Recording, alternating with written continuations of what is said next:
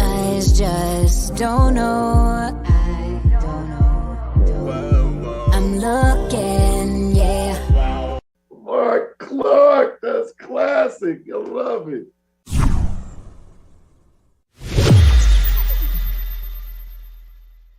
Expecting some tomorrow morning. I got it. Come here, baby. I got you. Can you get it? Look at me. And welcome to the show, family. Bootsy Vegas is in the building. What's up, brother? I can't hear you. Yeah, I can't hear you. Welcome to the show. It's so funny. I'm scrambling. I'm putting together some pieces that I should have done last night. So excuse me as I'm doing this. You know how I do, guys. Sometimes I'm on the fly. So I'm putting together. I'm back. You back, Bootsy? There he is, ladies and gentlemen. Okay, just want to make sure you can hear me. I hate when you can't hear me. I hate when y'all can't hear me now. We can't do that. We can't do that. We cannot do that. No. So laugh because it's funny. So it's a couple things, Bootsy. I'm putting together as we go. Yeah, I can see. I can see. Yeah. This morning, not this morning. So Bootsy, when I go to the store, right now, this has happened quite a few times now. Mm-hmm. I'm at the store and I'm trying to figure out the phenomenon at the grocery store, and it's happened 3 or 4 times at the grocery store. And not just most of the time, I do have on, this outfit or something like this. And what's up, Jarrell? Good morning. Gigi. So people are like, are you Al Roker? Now look, I love Al Roker. I love Al Roker. Y'all look nothing alike either, bro. You know what I'm saying? But it's interesting. I'm saying like 3 or 4 times, Bootsy. So I'm like, is it the glasses? Is it the this? Is it that? So then, Bootsy, I saw this, and I'm like, okay, the universe is communicating with me. And so, Bootsy, don't be surprised if you see me on the Today Show. So I posted this on Instagram this morning. Laugh because it seems like when I go to the store, especially with my mask on, people keep asking me, am I Al Roker? And I'm like, what? No, I'm not Al Roker. Then I'm looking on Instagram and I see Al Roker doing what I do, which is walking on the treadmill and talking. And I saw this. Oh, OJ's got some good advice for us this morning. We all need to put our differences aside and just get on that train. I guess great minds think alike. What's up, Al? Bootsy, what is going on? Is the universe sending a message? What is going on? Oh, brother. Okay, first things first. Have you ever met Al Roker? I have not. Okay, he ain't number like 5'2", 5'3". He's not. He's not. You're like 6 something. This man, you're literally a foot taller than Al Roker.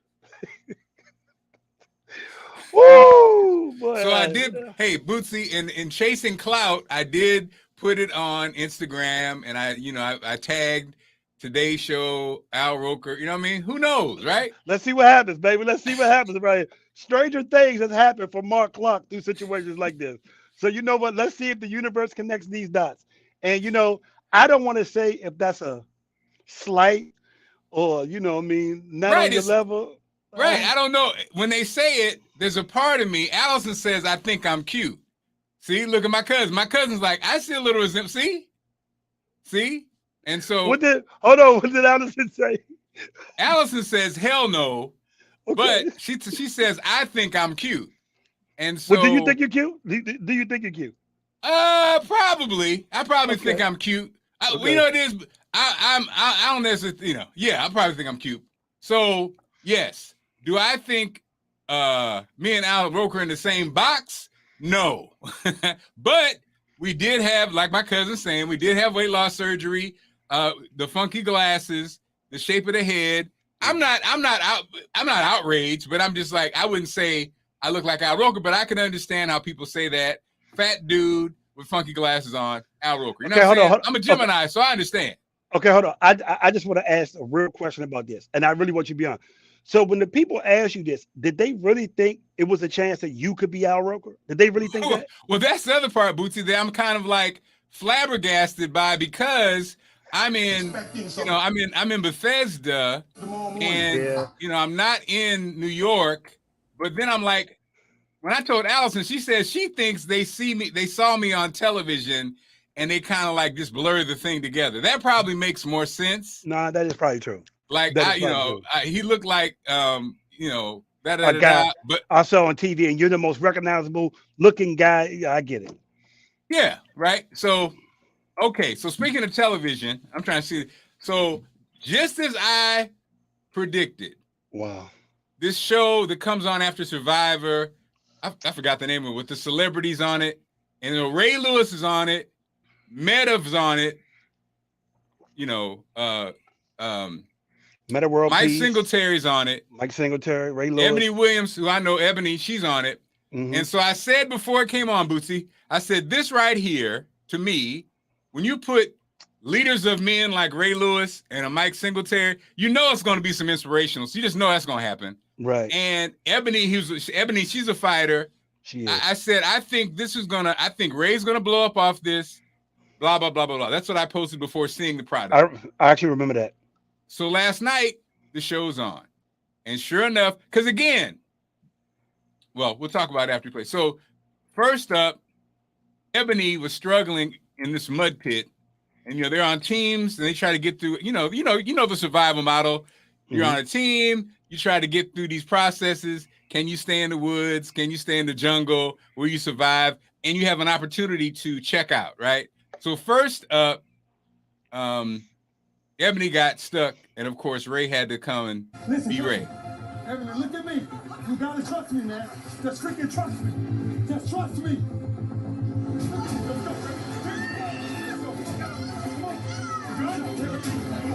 go. Here we go. Come on. So, of course, Ray is a real-life Superman. For those Ravens fans, we've known this forever. Ray is a real-life Superman. Absolutely. If you need some motivation, if you need whatever. In the middle, in the middle of something, yeah, he's your guy. He's your guy, right? And so I'm trying, and I messed up these. I would have edited these. It's a good lesson to find out on day one. I have a lot of insecurities in this process. I've not felt this level of insecurity probably in 15, 20 years. I saw something in your eye today. We were in the mud, and I'm watching her. I'm watching her chest breathe so hard, and she's starting to panic. Oh, Lord. And she remember, I looked at her, I said, look at me. Give me your hand. So what I'm telling you is, you don't never have to be the strongest man. You just got to have somebody that got your back. That's it. That's it, man. Come on, Ray. You know what? Because I've been on the fence with Ray the last 4 or 5 years. Yeah, because of Ray, I've been on the fence with him hard. But what I will say about him is he has great leadership qualities, and he's great at empowering people when they're in a group setting. I give him that. Right. Now, when he starts going off talking about other stuff, he kills me with that. But you know what? Yeah. That is really his quality. I enjoyed that. Oh, definitely. I call, like you said, I think it's a leader of men. Like you, and this is when I had that first thought, Bootsy, being after Kaepernick and and Ray again, I love Ray, but and the Ravens Trump. Let's not forget that. And I dropped, I kind of like faded, but at the end of the day, as a man and as a leader, and then as a football player, the thing about Ray Lewis that really that I thought about when you talk about the Baltimore Ravens, and let's since we're neighbors, let's compare them to the your team, the Washington Commanders. The Commanders. The Commanders have not. Well, nope. Very few teams have had a Ray Lewis. The tone that Ray Lewis set for the Ravens, being in the first draft pick, right. It's invaluable. It's right. You can't really put a value on it because it made everybody that came through those doorways better. Mm-hmm. He was a guy you had to buy into it. You couldn't come in and be like, look, I think a great case is Hall of Famer, amazing athlete, and it's a great case study is Deion. Deion played for the Commanders and did nothing. People laughed about it. He couldn't do nothing. He came over to us and damn near returned to his great form. Yes. And you know what? And you know what? Send some prayers out to Deion. Let's everybody please pray for Deion. Yes. He's been good. He's been, for people who don't know, he just had 2 toes amputated. Yep. He had a serious health situation.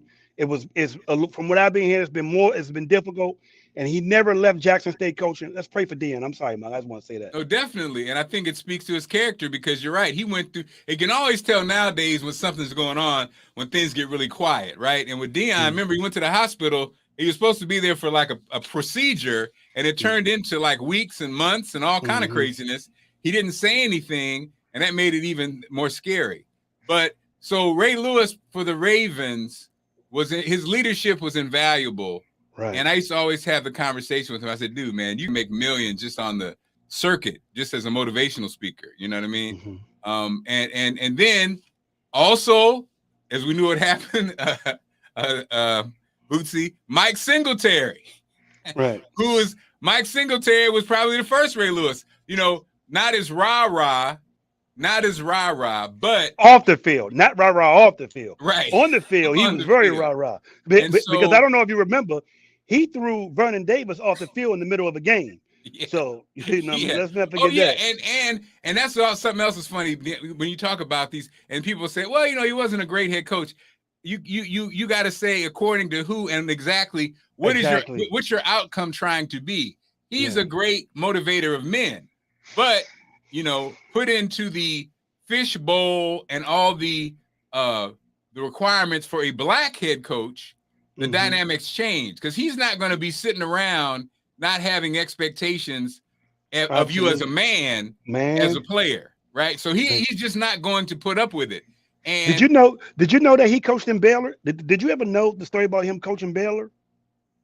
He was the head football coach at Baylor University for about a couple of years and left because they wouldn't let him do it the way he wanted to do it with discipline and his high expectation.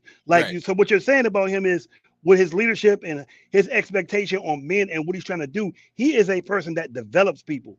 And I don't know if that's always the case in sports or college. So I'm just speaking to the level of man that you're speaking to, that he left a college, Baylor is one of the highest paid college jobs that you can get. You know, there are a few schools in the NCAA that are funded by churches that basically have an unlimited budget.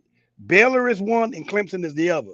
He basically left all of it. He could have been at Baylor and been a god. So I'm just saying to speak to the magnitude of his conviction and what he's about. But go ahead, Mark. I didn't want to cut you off. Yeah, and so having him on the show, I knew the moment was going to come, Bootsy. I knew the moment was going to come. At the end of the day, it's the end of the show, and the show at the end, they asked the players, does anybody want to go home? You know, and it's interesting because Ron Artest, aka Meta World Peace, it's interesting. As tough as Ron is, you could see. I love, you know, TV is interesting because you get to see certain sides of people. So you see the kind of, so he's really freaked out about being in the jungle. He's really freaked out about staying the night. He really wants to go home.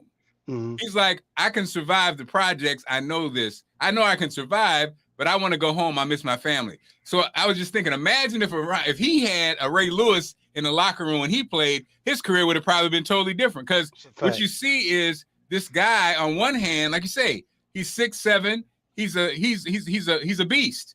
On the other hand, it's a little boy with insecurities, you know. Insecurities. And just for everybody, if you ever want to know his real story, he has a Showtime documentary on Showtime about his life, about him living in a 1-bedroom apartment, having to wear his sister's shoes. Like, he had a very traumatic childhood. He was abused as a kid as well. Like, because sometimes I think they don't understand the context of why people act out. Nobody wakes up and get in the NBA and become this monster and wild out. There's always, as you know, Mark, a story behind the story that nobody knows nothing about. So even though I have not seen it, I can understand already what you're saying, knowing his stories and how he dealt with his mental health. So, you know, like you said, Bootsy, I think what's different about him is that he, unlike most men, most black men especially just wouldn't say anything, right? Right. All Exactly. those insecurities, all those doubts, we wouldn't say anything because we want to be cool. But he actually says it. He was like, I know I can survive out here, but I'm really thinking about ringing the bell because I miss my family and I don't want to spend the night in the jungle. I just don't. And so, did he stay?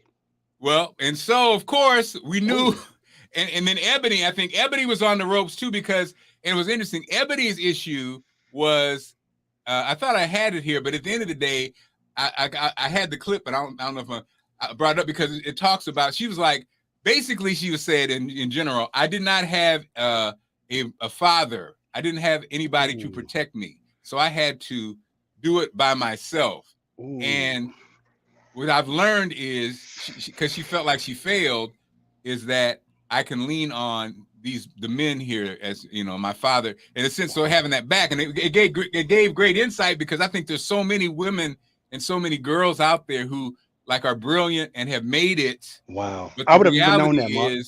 The reality is they never had that man behind them. So even in relationships, you know, they kind of have that, I can do it on my, I don't need you. And that comes from not because they hate men. It comes from being disappointed, being, you know, deserted, being left, you know what I mean? And so it was an interesting moment. And again, I knew that Singletary, his comment applies to all of us and even something we could take watching it. So I think this is the clip I wanted. Be receptive to is coming. Okay, hold on.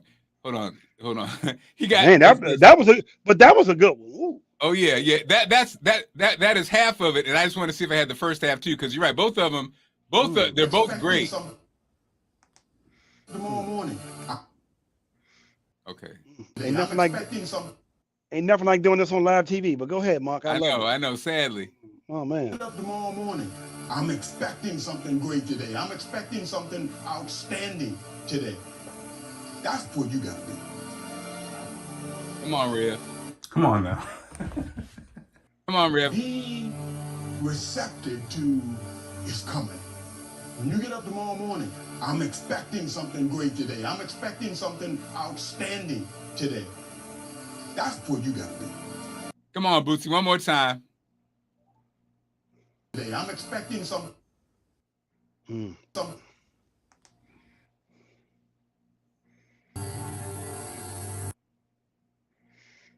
Okay, there's a shot of Ebony for people who do not know Ebony. Please go check her out on Revolt TV news channel. She's amazing. She's in a. I'm sorry, I didn't mean for y'all to see my body or something. Receptive to is coming. When you get up tomorrow morning, I'm expecting something great today. I'm expecting something outstanding today.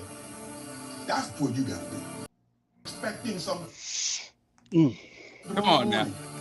And again, that's for all of us, right? It's like, it's so funny, Bootsy. You can get so overwhelmed so quick, can't you? Like, and that feeling of like, I'm expecting something great could just go away after a meeting, after a call. Man, but it goes show you the power of the mind, because when you listen to what he's saying, he's preparing himself mentally for the next day that's coming. Like that's a different mindset. Like, I would love to know how many people actually sit and think of that. Like, before I go to bed tonight, I'm already knowing what's going to happen tomorrow. That's something, that's, Mark, I've told you this, I mean, I dealt with this when I was in the hospital, whatever. The mind is more powerful than we give it more credit for. Like, it really is more powerful. Like, through our day-to-day trials and tribulations or whatever, things that we manifest, that is a deep, deep prophecies that he's saying right there, that maybe we all should probably think about that. Like, think of one good thing that we want to happen tomorrow when we wake up, and we can start manifesting it now. That's powerful. You're going to make me look at it. It is the and definitely look at it. Good morning, Deidre. So the other thing that's going on is, of course, Kanye's kind of come unhinged, right? Mm-hmm. And again, this thing with his family, you know what I really think, Bootsy, the interesting thing is, and I think mental health gets brought up a lot, but at the end of the day, losing your family, when the reality sits in, a couple things I think happen here. Whew. as the child of a divorce situation, as a child of something that didn't work out.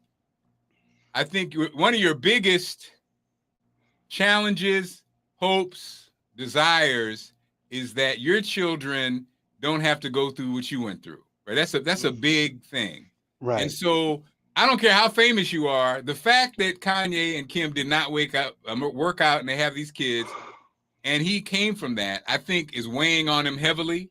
Mm-hmm. Mental health or not, I think the failure of a divorce, of it not working out, is real for everybody involved. So the difference is he has all the money in the world and has a microphone in front of him. It's so clear. But the other thing is, which I think the normal, everyday, average person do not realize, success does not bring you happiness. Success and money does not bring you love. Success and money does not bring you comfortability. Success and love do not relieve your mental insecurities and pressures that you have. Actually, it makes it worse. And I do think people think when you're successful and you have money, that all these things evaporate. Mark, I cannot tell you how many times, I don't want to say people's names, but I got two good friends who are millionaires, extremely successful. I mean, one of them name is Maurice White. They had all the accolades in the world, all the money in the world, and they were alone. And just because you got money, and the other thing is, the worst thing I think that when famous people get there is they get there and they really lose that sense of normalcy, that sense of security, what normalcy brings, that security of being able to take everybody on a ride. Being rich and famous is a lonely, lonely place if you don't got the right people around you.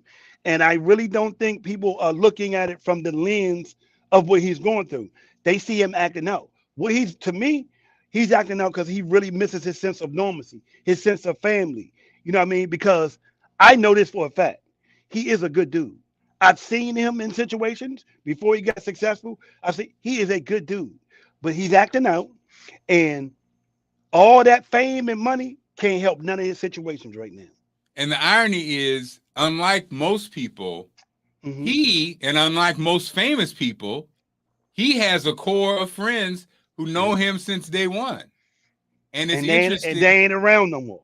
Well, and that's interesting. It's like, he has access to them. All he has to do is access them, And so people say they want happiness. They say they want this. He said he wanted a family, but you didn't act right when you had a family. So it's almost like this is his journey, and he's going in front of it. Now, to me, DL Hughley, he came for DL and actually put out DL Hughley's address, which, what are you doing? And the part that's so crazy about it is that, don't get it twisted. Don't get it twisted. Do you know DL? Do you know DL? Yes. I know him too, bro. And don't get it twisted. Do not get this twisted about DL. And unlike Kanye, who has friends who know friends who friends, DL Hughley from the West Coast is in a gang. Okay, he's basically gang affiliated. All right, so you can't be, don't be. And so I thought it was interesting. DL addressed it like this. My name is DL. It is the DL Hughley Show, your quarantine connection. Uprising update. Right on. If you're going to be in Oxnard, California, I'm going to be there this Friday and Saturday. So come check me out. I had an interesting weekend. So I would imagine. I think that's an understatement. So Hughley style. Kanye, what's so funny? I woke up at like 4 o'clock in the morning. I was like, "What is happening?" Yeah, who called me? I forgot who called me. But what's interesting, I didn't care anything about what Kanye said because I think that I meant what I said. I stand on what I said. Here's the bottom line. We wouldn't know what's going on with you if you didn't always put it in social media. That's the point. You can't make social media. You make it everybody's business. Expect nobody to say anything. And the only thing I cared about is putting my address out there and making threats. So what ended up happening is I ended up reaching out to some people who knew the people who were supposed to be the people he was going to send. So it's a lot of people. So those people call those people. We end up talking. I end up getting him on the phone, and I listened to him for like 15 minutes. He's I'm telling my kids and this and that. And he said, you said I was a stalker. I said, because I believe that to be true. You are a stalker. I believe that. You just that we go back. You mother. I said, I don't care what you say. I don't care your opinion of me. I stand on the fact that I think your behavior is dangerous. I think you're a stalker, and I think you're indulged too much. I do. That's what I think. And it's only my business, like anybody else's business, because you put it out there. And the only problem I have is you giving my address out and saying that that I passed out on stage because I'm a drug addict. Everybody knows I'm a drunk, not a drug addict. It's crazy. Get it right. Get it right. You get my vices right. But that whole threat thing, I said, you wouldn't talk to me like this. We're here. You're not the only people. Listen, and I ended up saying to him, I said, I'm not the only person with an address. Everybody lives somewhere. What do you think that means? And it ended up the dudes who I called to talk to work with the dudes he knows. So it ended up being, hey man, we'll stay out of it. It's between y'all. I said, all right, that's fine. I'm gonna stand on what I said. I believe it. I believe that was a manic episode. But what Pete Davidson did, when Pete said, he said, where you at? And he said, I'm in bed with your wife. I'd have killed myself right there and there. I would have. And he showed a picture of it. Oh man. Oh my God, that was horrible. Say goodnight, Gracie. Yeah. Oh my God. Because it goes from one thing to the other. It's like first it's your woman, then it's about your kids, and like even today she's like, he sees his kids all the time. So if you don't want nobody in your business, don't put nobody in your business. Thank you. Put them in your business. That's right. But I don't know who you think you're scaring. Not with them. I know what you did last summer, Boots. You're crazy. So of course, DL in his comedic way. DL, I think it's so interesting about. I think even what Kanye said about DL, and I posted something, and then someone said to me, they posted and said that DL's talking about Kanye to stay relevant. And I'm like, no, that's not accurate, because first of all, DL is syndicated on the radio. So Kanye said the DL couldn't dress, and he was a has-been. First of all, DL is on 60 plus radio stations every day. DL is on tour with George Lopez and Sid and Eddie Griffin almost every weekend. And he lives in Calabasas. And he is not a crossover guy. DL is talking to his people. Actually, he's not talking about Kanye to stay relevant, because his followers don't care about Kanye. He's got a little bit older. They're my age, a little bit older. And my age too. Huh? I said, but some of them are my age too, because I love DL. Yeah, I love him. It's not. So before I met him, I loved him. So Kanye's out of touch. Again, I love Kanye, but Kanye, this Did you hear the breaking news today? Did you hear the breaking news today, though? No. Steve Harvey kind of said something to Kanye this morning. It's kind of just getting out. He sent the little, like, you need to watch your mouth and don't get it twisted type of, he kind of just put it out there today. And as you know, that's another person you might want to be careful on how you roll with. Now, obviously, we know people and all that. I know, I don't know DL Hughley, but I've been around him about 4 times. I know how he roll. He's a humble, great guy, and people love him in Cali. But Steve Harvey rolled deep. He got them bros with him. Oh yeah. Nah, brother. I'm telling you what I know, Mark. Oh yeah, no, I know your man. I know his bodyguard. Yeah. Yeah, like you. I've known these guys for, like you said, 25 years. Yeah, and they roll. I tell everybody about what I like about DL and Steve Harvey. Okay, so on a scale of 10, how big of an Earth, Wind & Fire fan you think I am, Mark? On a scale of 1 to 10. Oh, 11. Steve Harvey is like a 30. Yeah. Because I saw him cry in front of them one day. I was in there, and it's like he's that good of a guy. But let me tell you something. Them bros, and if you go to a HBCU, them bros roll for him, bro. Like, I didn't witness it. So all I'm saying is, I just hope this don't go nowhere, and I hope Kanye get it. And number one, Steve Harvey and DL, to me, they're elders. Yeah. They have showed us that you can go to a level without compromising and be for your people. And as much as I like Kanye, I just hope he chooses his battles wisely, because some things you don't want. And let me tell you, it's 2 people you probably might want to do your homework on before you go in their direction. D.L. Hughley in the West Coast, and Steve Harvey in the Midwest and the East Coast. And I'm gonna leave it on. You better do your research, bro. Well, it does come off. I mean, it comes off as like little brothers tripping. That's what it kind of comes off as. Yeah, man. And so, Yeah. and okay. Also, can I jump in a trending topic? Of I don't know if course. you were gonna talk about it. Jesse Smollett is free. Free at last. Free at last. Tell Allison that she can sleep better tonight. Ignore these hoes. And But also, I'm gonna just say this case has to be the weirdest case ever. bruh, I'm looking at my TV like he's out. That's so walking him out. Did you see what he did when he was walking out? No. He gave him this, bruh. I fell out, bruh. But I'm also gonna show you who's in charge, who works, who can work certain things, Right. and how things turn out. Marc Clarke and Sally would have still been in jail. Oh, we in jail. Yeah. Oh, Oh yeah. with no hope. And it's interesting because when you look now looking at it, it's like the family knew something, right? Because they were moving. I thought was weird. They were all on board. They weren't bending. They weren't breaking. They were sticking to the narrative. And I thought that was ridiculous. Now he's out. So we thought it was ridiculous. So we assumed it was like literally when I saw him say, the only thing I'm guilty of is putting my fist for black folks to white America. I'm like, man, lock this Bama up. Like, please, get him out of here, bro. But you know what?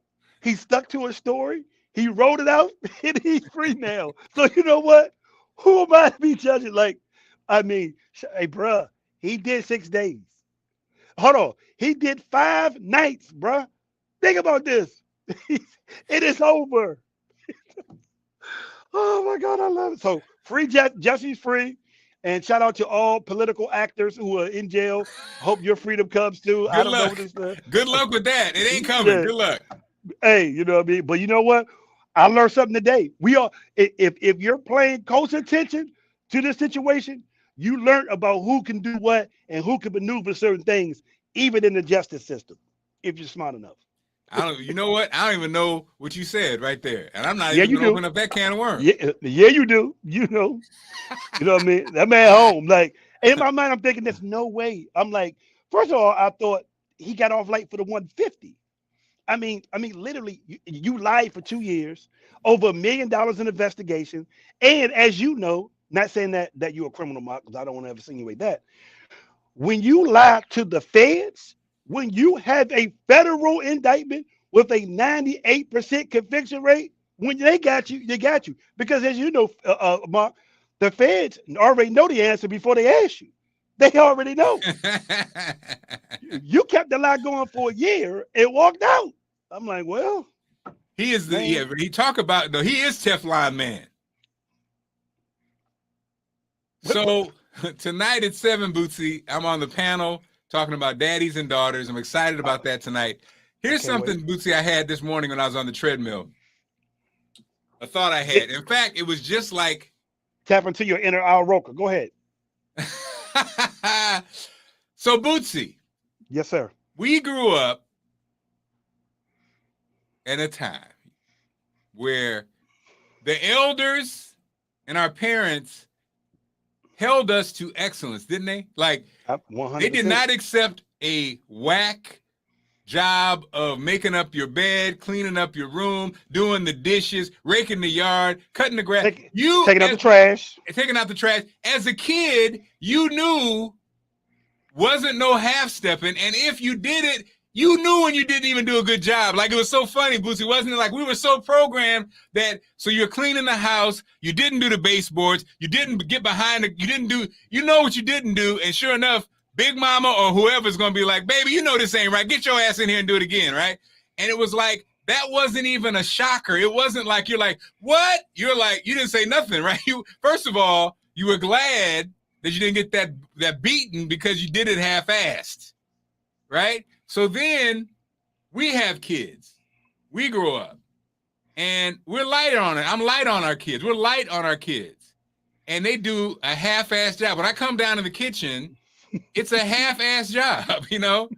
And And again, ain't no going off, ain't no yelling. You know what I mean? These little Negroes are coasting. And I can't be mad because it was me, you know, because I was thinking, Bootsy, it was everything we did too, wasn't it? It wasn't like they let you slack on doing the dishes, but then demand you do. No, it was everything had to be done a certain way. And the why, which we never asked, but when we did that one time was because I said so. Wasn't no explanation, wasn't no my hurt feelings, or I feel this way about, wasn't anybody care about how you feel about nothing. And bruh, my father was a career military guy. Continue on, sir. Oh my God. So you know. Continue on, sir. You're checking for the dust. And so it's funny because nowadays these kids have all the answers, all the solutions, all the reasons, all the explanations. They Googled it. I'm sorry, go ahead. You know, right. I mean, but it's funny because again, our parents did not care. All I know is this is not done right. Get it done right. Shut up. That was also wasn't no please. It was shut up. What? Do it right. And don't make me say it again.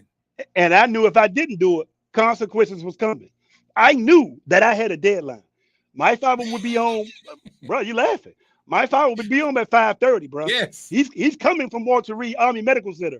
When 5:30 came and I heard them keys jingling in like this, bro, I knew what it was. Like, be clear. And I knew every time when I was young, if I did something, I would pause like, man, am I ready to deal with my father when I get home? Like, am I really to deal? You know what I mean? And the worst thing for me, Mark, is I was the youngest boy. So I could do something bad and get a whooping 3 times for the same thing. My mother, my father, and my oldest brother, and then even my older sister. There were times that I got a whooping or a spanking or punished for 5 times for one act. You're laughing. And guess what else, Mark?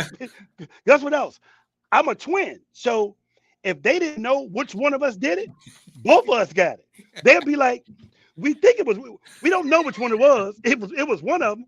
And I'd be like, nah, Maya, it was him. And then he'll be like, nah, Maya, it was him. I'm like, they'd be like, both of y'all go upstairs. We'll see you in a few minutes. What are you talking about? If I didn't stop my twin from doing it, I got it. Oh man. Continue on. No, I had to laugh because when I come down, like Kevin said, I sleep with a whipped your tail, and that was the end of it. Yes. Every time I come down, so the girls are getting ready, it's just me and Spencer, then the girls are home for college. Spencer's home for college. And so now they're doing the dishes. I had gotten back into the routine, just me and Spencer. And of course, when I do the dishes, you do the dishes, you take out the trash, you throw a little bleach in the sink, rinse out the sponges, wipe that down. You might even mop the floor, right? You wipe down the stove, right? And you go to bed. When I come down now, there's always something in the sink. It's never like everything's washed. It's always like, I'm like, did they, you know what I mean? And like you said, the consequences. Like Gigi said, they don't fear because we don't give them a reason to fear. And now they're grown. Now it's too late. Now the window has closed. But you got girls though, Mark, so it's different for you. You got girls. It didn't matter. It didn't matter. I'm gonna blame Allison. Now you're right. I'm gonna blame Allison because I didn't care if it was a boy, a girl, a dog, or cat. Your ass needed to do blank. But I was a little bit too harsh, And so now, it is what it is. But yeah, man, I just thought about that because I think this generation, even the bullying thing, right? Mm-hmm. And again, I'm not excusing. It is different. Social media, all these kind of things. But it's almost like we're heavy on excuses now, and we're not heavy on teaching, and we're not heavy on teaching people to deal with their consequences. Right. You know what I mean? Right. It's a consequence. If you do this, then that can happen. We talked about this yesterday about teen sex when I would tell my kids, the consequences. That is so true. It's interesting because it's the second day we didn't had it, and I wonder if people fully explain what these consequences or where this could lead you to if these habits develop. You know what I mean? That's why people at DPR look at me like I'm crazy. Like, people look at me like I'm foreign when I tell them, oh, when you come here, there's an expectation you go to college. Like, I'm crazy to them. And now I have the expectation you go to an Ivy League school. So trust me, it's so interesting is that maybe we got to start talking about, can we find creative ways to let them know the consequences? I think like today, my question today is going to be about sexuality and talking to the kids about it. I think one, you got to be straight up. I think that's how I deal with it, straight up. And of course, the kids never want to hear it, but I'm like, look, when you're talking about sex and you're talking about relationships, homie, I'm like, I told you we did that character thing the other day, but when it comes to sex, I'm gonna be like this. I'm like, here's my take on sex. I didn't have sex until I was 19. Right. Sorry to hear that. And I'm sorry. Go ahead. As a girl, I'm gonna say, number one, it's it's sacred. It's yours. Let me keep it real. I don't come from the biblical necessarily, from a standpoint of because what I'm not trying to do is create the guilt thing. The guilt thing really doesn't, to me, it's not about guilt. It's about responsibility. It's about what we just said, accountability. It's not like I'm not doing this because I don't want to go to hell. That's not necessarily where I want it to begin. I want it to be like, well, why are you doing it? And some kids will be honest. They'll be like, I just want to see what it feels like. Like, well, I understand that, but there's a lot that comes with that. You know what I mean? But I like to cut it down to the real conversation. Again, not driven by guilt, not driven by this, not driven by that. Let's have real conversations about everything, about everything. And it's not easy. So I get it. Like, what I mean? But you do have to have these uncomfortable conversations with these kids to prepare them. It wasn't that uncomfortable for me. Yeah, you know what? I think it's because my mother didn't make it uncomfortable.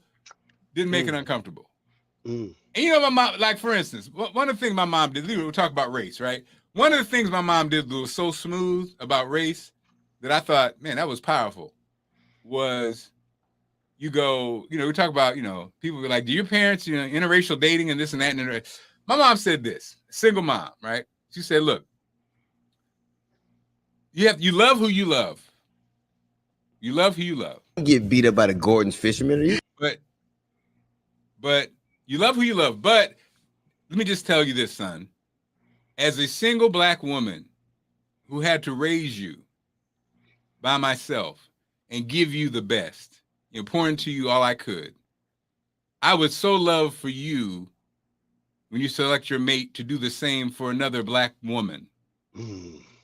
I would, because I'm not saying you have to love who you love. I can't decide that for you. I would just hope that all of this that I poured into you, you could do the same and you guys could have a family together. That's what I hope you do. Now, come on, Bootsy. There is no response for that.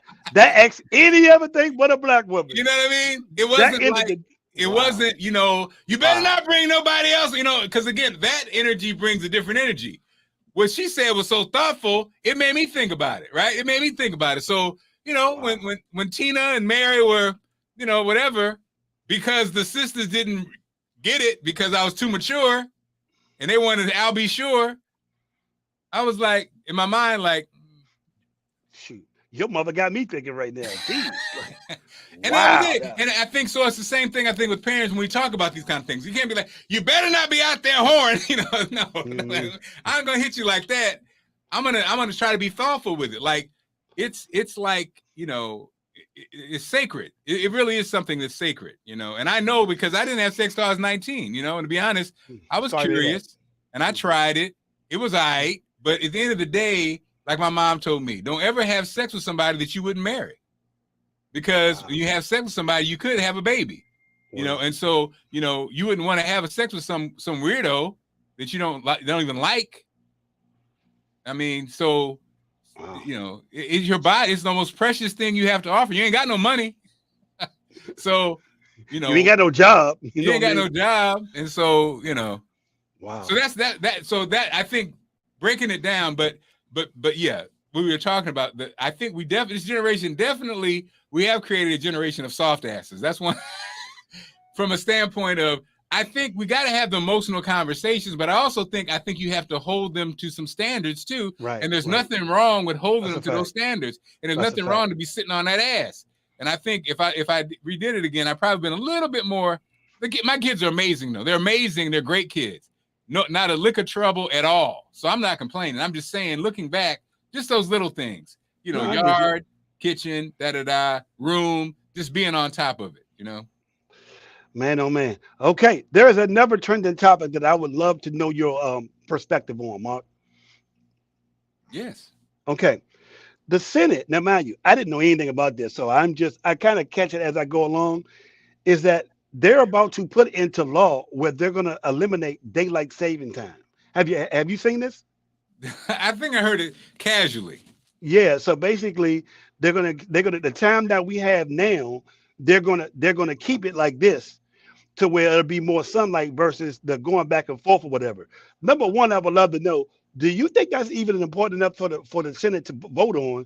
And then number two, do you even have any opinion on it? Hey, how about let's get rid of electoral college? But yeah, this is yet another toothless, don't matter conversation. Of all the things you can spend your public Senate dollars on, to vote on. But I do think, okay, let me ask you a question. Do you know the reason why the time what are they distracting us from? War? Right. That is the so draft? True. Absolutely. It's going down. World War III, that's on the horizon. World War III. That's really on the horizon. But do you know how that even, why it actually came? Like how it was even created? Daylight savings time for the you mean for the farmers? Yeah, the farmers and all that, because at that time, it was to have more sunlight for them to work. The longer the sun is out, the more work you could get done, the more blase. It was pretty much for that or whatever. And I'm thinking we're probably past that now, because nothing's organic. We got whole shopper food. I'm saying I don't want to name no names, but we got whole grocery stores that don't got nothing organic in it. I just saw one. Like I went into one that was newly built in my area, that new giant. The new one that was built. No organics at all? Bruh, I walked in because I was getting some throat drops for my son for the baseball game. So I said, well, let me get him some fruit, because I have a thing with my son now, is that between games, we're not gonna pick out. We're gonna eat fruit and water. We're not gonna be eating snacks. We're not gonna be eating McDonald's and all that. No, if you got another game. So I'm going in there looking for the organic fruit section, or the fruit that had seeds and all that stuff in. Nothing, my brother. Nothing. There was nothing. Brand new, newly built grocery store. It's right off 210. They spent the most money to create this giant. No organic section, my brother. Jarrell says it's sold out, Bootsy. She says it's sold out. Yeah, I guess. Maybe it's there. So speaking of war, Bootsy, is it me or a couple things? Mm-hmm. Number one, it's a war. Oh, it's absolutely.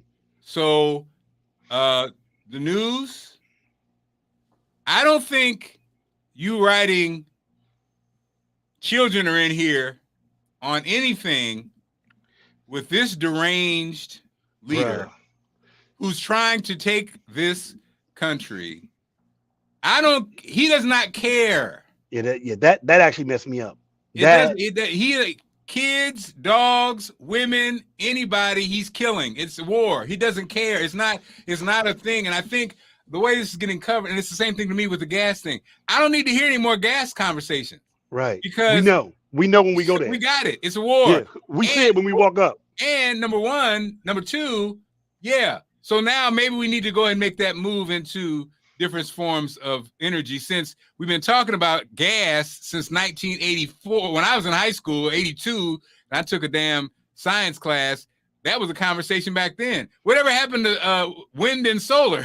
Whatever happened to what happened to the brother that invented? What happened to the guy that died mysteriously who showed you how to turn water into fuel? But also, it's more wind and solar panel things around that are used for bigger corporations that's being reported. They just sell us the smaller things. Like I looked at the news yesterday. Guess what's coming to the airport? Guess what's coming to the field across the street from the Dulles Airport? A whole field of solar panels. Why do you think they're putting them there? They're using all that space, and they're going to make a massive, huge solar panel field. Like, are you not? Anyway. Wait a minute. And also, because we're on our conspiracy now, conspiracy trending, a couple things. So no, well, it's not a conspiracy, but yeah, you're right. Couple things. COVID. So basically, my friend's a pharmacist. So what the vaccine, if they used for COVID, the reason it got approved so fast was because the technology was just sitting there, and they knew it was going to be a hard sell to get people to buy in, right? So here comes COVID to make people buy in, because basically this vaccine treats you from the inside out. That technology, they were waiting. Which one? Because there's 3 of them. Go ahead, continue. Yeah, they're waiting with bated breath for that technology to be used. And so now it's used. So now it's in play. And so now you're going to see more medications and things like that administered this way in this new system, right? So it moved us closer to that space. So then, Bootsy, when I'm watching this, because you just have to ask yourself, we see gas stories every day. I mean, and we got it. Gas. You're like, is this to finally move us to the electric cars? Because the logical thought that everybody has to have on your mind is the next car you get, it's definitely going to be both, right? It's going to be gas and electric. Some people are like, F gas, I'm going all electric. But at the end of the day, anybody who's thinking about a car is now thinking about electric car, right? So I have to buy a new one soon. So COVID, gas, you know what I mean? It's almost like, anytime, it's almost like when you watch when they do the weather thing too. Weather. I got it. It's going to rain today. I got it. Why do I need to see 85 different ways you say it's going to do this today? Are y'all trying to get me to do something? That's the part that's interesting, I think, now. This pretty. You're talking too much. Okay. And then, we want you to. And then lastly, because he wants you to get another TV job. Come on now. And then lastly, Bootsy, with what's going on, right? Now, we know how this is going to end, right? I mean, obviously it's going to end in a war. And I don't know about that. I actually don't know about that. So why, you notice we don't have any conversation about it. Like, so here we are, America. So America is the big dog in the world. No, we're not the big dog, but go ahead, though. And we're seeing, like you did, when a madman in Germany did what he did, and finally the U.S. had to do something. Well, why wouldn't we think this is the same thing that's happening? Would you like my response to that? I would. Okay. See, it's one thing the news ain't telling everybody about. It's this whole war of crazy. It's one thing that the mainstream media is forgetting to tell you about. China is sitting back like this, saying, go ahead. And the minute they come, we right here with you. See, the bully is in the room. I'm going to give everybody a little tip. I want y'all to go watch this documentary on Showtime that Oliver Stone did when he interviewed Putin. It's called The Putin Interviews on Showtime. For everybody to think that man is crazy, or you can get a better understanding. Putin thing, this is what Putin thing is from what I got in the documentary. Once again, the Oliver Stone documentary on Showtime. His theory is we ain't the old Russia. We big dogs too. Just like you think you're a big dog, we're a big dog too. You think you're going to keep bullying us? Just not going to happen. We don't like y'all. We not cool with y'all. But guess what else? China don't like y'all either. And y'all been dependent on us. So, at some point, we're going to prove to y'all that y'all not no big dogs. So in this whole Ukraine situation, the only reason why he pushed the button, I think, is because China's sitting back like, yep, this is our time to now get them. Nobody's talking about China's role in this. Nobody's talking about the partnership that China and Russia and Putin and them got. That they like this and they waiting. He just sitting back like this, like, yeah, cool. I don't think Putin would have did this on his own. He did it because he had backing. So yeah, I see these UN things going on. I see all this stuff going. But mainstream media ain't telling you how he feel. I want y'all to go look at that documentary and see. And first of all, let me tell you something else about him. You know what? I don't want to start. He's not as dumb as they make him out to be. He's actually a pretty intelligent. He is a thinker. He has a philosophy. We've had dumb presidents here by the name of Bush and all that. Like, we've had dumb leaders. We just had one a couple of years ago. You should pay attention to him because he got a plan and he got allies. I don't think we're going to war, Mark. I think Biden know better. I think Biden's going to do everything in his power to avoid that situation because he know they waiting. They just sitting back like this, Mark. Well, I don't think Bootsy people think Putin's stupid. I just think they think he's a madman. And I think watching it is interesting because, and you're right, I don't disagree. What was Trump? What was Trump? Go ahead. I'm sorry. Go ahead. Oh no, he definitely was a man. I know. I'm sorry. Yeah, and so it is interesting to see because the other thing that sadly that even watching the the Americans' response, because you really just realize we're not used to war. We're not used to what it takes to be at war. So that's the big factor. And I think that's the thing that Putin does have over us, and that people from Russia and these other countries, they're used to all this, the terrors of it. We're not. And so if anything was visited here, anything visited on U.S. soil, Americans, I'm not going to say we're not built for it, but again, it's a whole different conversation. But it is interesting, like you said, that you're right. They know that conversation is not really happening. You're not getting a whole bunch of deep information. You're getting kind of a generic, and that's what, again, you see all the time, just generic kind of coverage. Even the way, again, super generic. Like you say, no one's really breaking it down. Like you say, hey, I heard a guy break it down, and it was on NPR, of course. It was so hearing it, Bootsy, was so kind of jarring.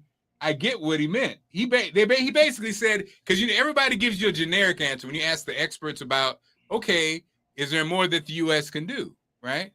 He's like, no. He's like, no. He said, at the end of the day, even if you do you're talking about the no-fly zone, he said, at the end of the day, whatever you do is going to lead to boots on the ground. And because the president has said we're not doing that, then you can't do anything. So it was funny because you normally don't get that outcome. Normally you get you get a generic, blah, blah, blah. There might be some blah. He was like, no. And he's a former ambassador. And so it was like, wow, it was deep because you never really hear an honest take, because that's how I think a lot, like how we think, like the people who look at it logically, like, look, you either in or out. Like, you're either going to do it, like somebody getting the ass whipped. Are you going to jump in and stop them? Right. Or are you going to let them get the ass whipped? If the answer is I'm going to let them get the ass whipped, okay, let's keep moving then, because you showing me this person getting their ass whipped and that's not doing anything actually just ends up being, it's not satisfying. Yeah, because war means all hands on deck. All hands on deck. World War III means all hands. Like, I don't know if they, because we talk about this no-fly zone. Well, people, I don't know if this is being told. No-fly zone equals World War III. That means the minute you hear there's a no-fly zone, everything changes. Right. Like, you got to be careful on that wording. Do we understand that? And do you really know what World War III means? Like, if that happens, do you know what's happening? Well, and I think like budgets change. Money's moved around. Ideas moved around. Priority, like, that changes everything. Well, here's the thing, like you said, that I think at the end of the day, we'll wrap it up. Here's the thing that in the back of our minds that, like you said, we know, especially with Putin and the way he moves, because we know bullies. Kevin said the 2.3 million people in prison are built for, right, because we understand, we know how a bully thinks. What do we know, Bootsy? What do we know? We know that Putin is ready to do something nuclear. We know that. We know that he's got a plan. He's waiting. Right. He's waiting and we know that, and that's the part that, again, never gets talked about, people be hemming and hawing. But what we know is, and what does that mean? That means somewhere in the United States, that threat and that thing will change our lives for the rest of our lives. If it's Miami, if it's Virginia, if it's DC, wherever it is. But what we know is that because bullies don't be doing it unless they got something. It's like, oh, he's bluffing. I don't think he's bluffing. I think, like you said, I think he feels like he has an ally. You think he feels that way? I feel like he feels like it might be time. You know, why? What for? One more thing. I think he's willing to. You know, I think he's at an age where he wouldn't mind being that guy in history. So I hate to say that. One last thing, but last thing. Number one, he's a smart bully.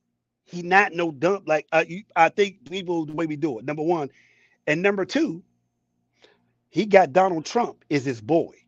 Half of America is with him, whether we believe it or not, because Trump loves him. So just think about this: the last president is in love with him. It's his man. Can't do no wrong. He got that man and all his whatever resources he got. Them 300 judges, them Supreme, they rolling with him. Have we really thought about the fact that he is Donald Trump's man? And from the day Donald Trump came in there, he was always with him. So now we have, but the guy who less than a year ago, half of America voted for is his boy. Have we really thought about that? You need to stop talking, Bootsy, because now you're giving up too much game. Yeah, you're right. Okay, you're right. Tomorrow, more mindless fun. Yes. Don't do this. Hey, and me and you got other plans. We might be blowing it. Erase this when this is over, bro. No, I'm dead serious. Erase it. We should just erase this one. Yes. Now back to the mindless fun of Marc and Bootsy as we get ready for the weekend. What happened, Bootsy? I got nothing else. Thank you so much for tuning in, guys. This has been a great thing. We hope you guys listen to us every day. Once again, if you did not watch this live, please go back and watch our other shows on tape delay. We appreciate you guys for doing this, but we're going to wrap this up right now. And we really appreciate this for all you guys tuning in. This has been great. This is the Marc Clarke Show on Marc Clarke Media. Please don't forget to subscribe to our YouTube page. Also follow us and share the other videos and some amazing dietary and life information that you can get. But we're thanking you for today. This is over. Don't forget, tonight, I'm going to be on a panel with the Reginald F Lewis Museum. Go to the Reginald F Lewis Museum's Instagram page and their website. It's a panel on daddy and daughter relationships. It's going to be pretty cool. Look at Rondi. Bloomberg News and conservatives are pushing the war narrative. Energy Transfer Partners and U.S. Pipeline is pushing it. Yeah, because of course we still talking about this. I'm just saying, Rondi posted it only because Bootsy. Every time you start talking about finances in America, war is always first, right? Okay. Tomorrow. Congratulations to Jesse Smollett for getting released. Free. Welcome home, Jesse.